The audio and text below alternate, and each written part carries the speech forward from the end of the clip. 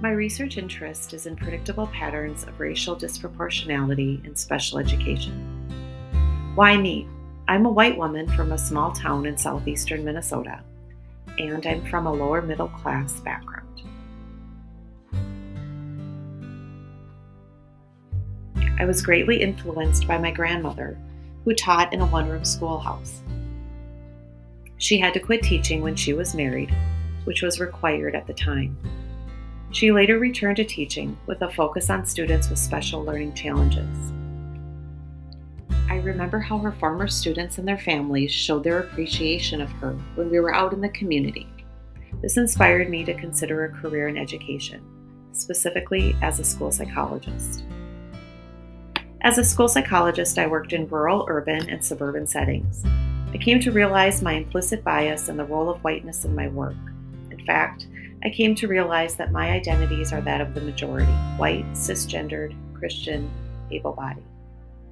As I continued on my equity journey, my professional focus shifted to addressing predictable patterns of racial disproportionality for students of color in discipline, special education identification and placement, and the use of restrictive procedures.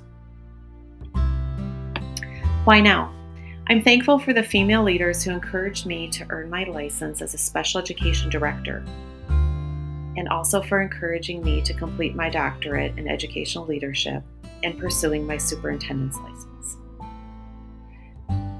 As an anti-racist leader, I continue to see systemic racism, especially in special education.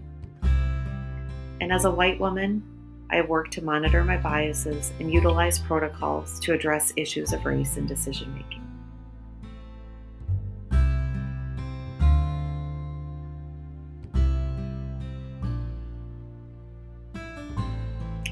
Now I am committed to adding to the research in an area of racial disproportionality and to better understand the role of special education administrators in policy change.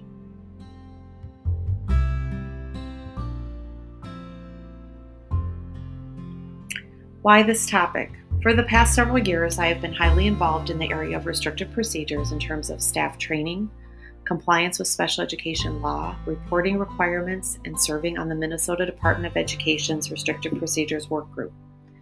Last summer, I became a trainer on how to use physical holding safely for students in emergency situations. In the past 2 years, I've spent time with white special ed leaders who advocate for the continued use of these practices without the consideration of racial equity.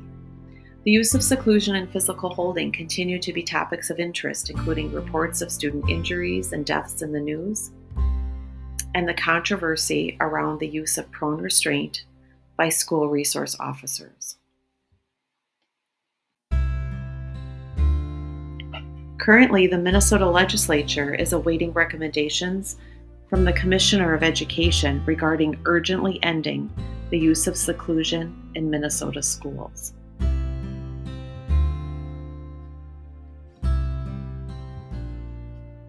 My perspective is that students must be safe at school.